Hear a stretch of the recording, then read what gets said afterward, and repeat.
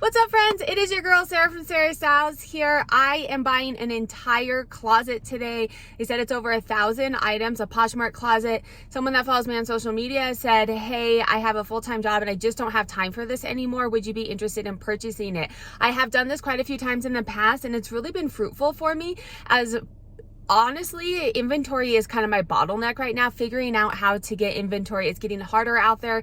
And to be honest, I don't like sourcing more than a couple of hours a week. So if you're selling your store or if you're local and you like sourcing but you don't like any of the other things, definitely reach out to me. Either leave a comment or an Instagram, DM me on Instagram, SarahStylesLLC, about setting up some kind of inventory, either buying your store or sourcing for me.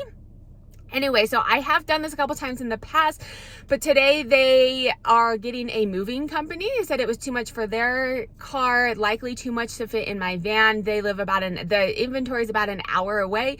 So they did hire a moving company and they're supposed to come later today. So keep watching to kind of see how this unfolds. And then I'll show you how I process large buyouts like this, because I work out of my house. So it is a lot of items and the most efficient way to get through this and get it listed as quickly as possible.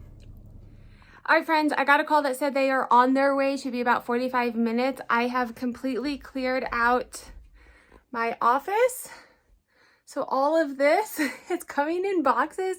I'm hoping that they can fit it there. If not, I will be having to put some in my or in my garage or the basement or somewhere in my house. So keep watching. All right, friends, look what's here.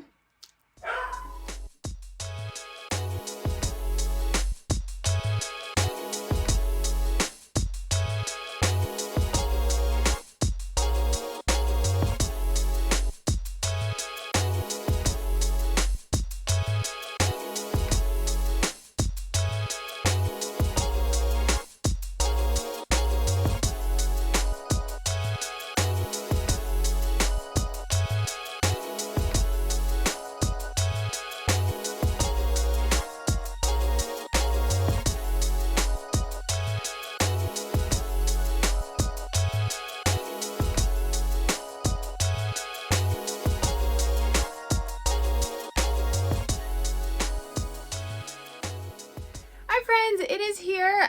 Luckily it all fit in my office. So there is probably about these medium-sized Home Depot boxes, maybe 40 they said.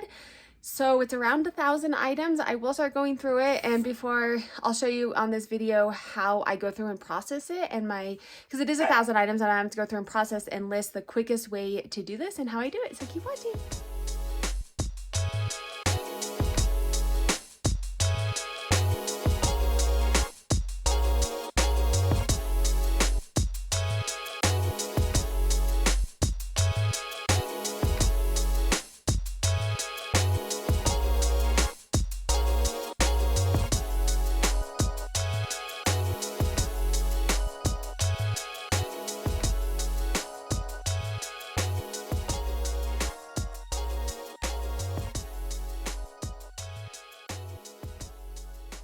Finally got through all of it. It took me about 5 hours to go through everything.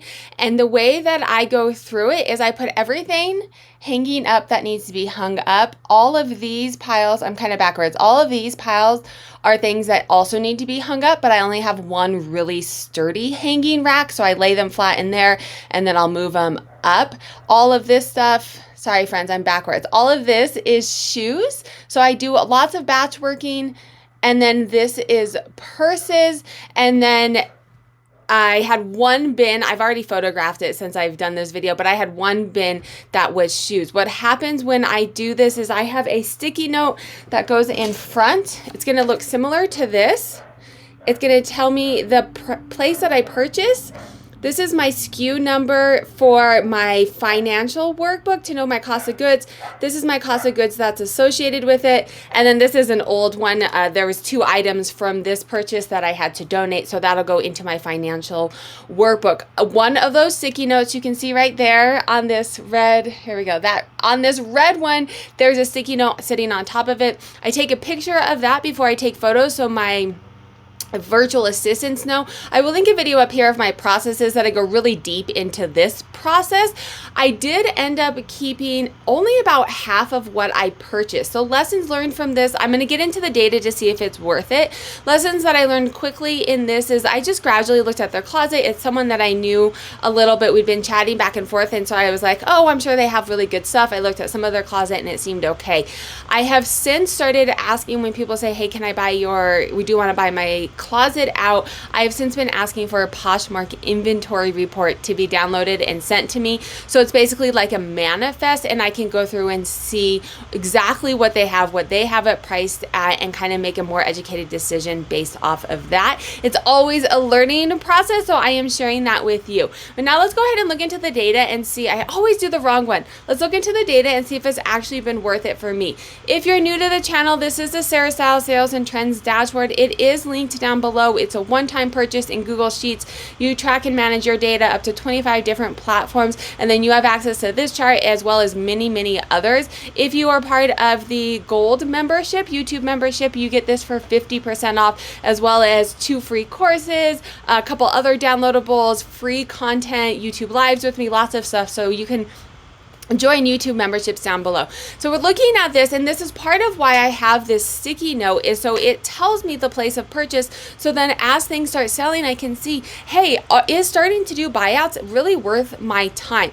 So we can come down here. I currently have 2 buyouts in my spreadsheet that I started doing this like towards the spring. So keep in mind, I don't have as long here. Like, we're comparing 2 palettes, which that stuff has been listed for a year and a half. So my sell-through rates over here on palettes are going to be a little bit higher just because they've had longer to sell. The closet buyout that I've had for the longest is this buyout $9.75. I think I actually bought this at the very beginning of spring. So we're looking at roughly, I've had it listed for about 6 months. On average, I'm making $28.81, and it has about a 40% sell-through rate. Now, is this the best out of all of my sourcing spots? No, but it comes to me and it saves me time and it gives me volume.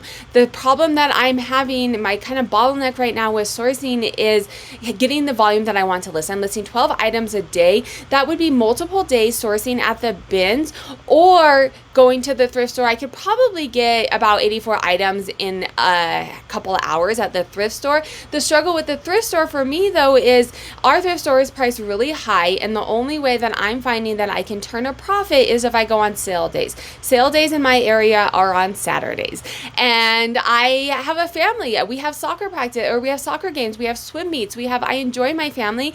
Why I do this is to be able to have flexible schedule and be with my family. So I'm really getting away from the thrift store. I'm going to keep this up. I did just do a video. I will link it up above on different sourcing spots and if I'm changing my strategy or not. So definitely check out that video. If you like this video, YouTube also thinks you'd like this video. I will link a playlist down here of how to make money reselling. And then make sure to hit that subscribe button to follow my journey and learn how to make money reselling on Poshmark and eBay.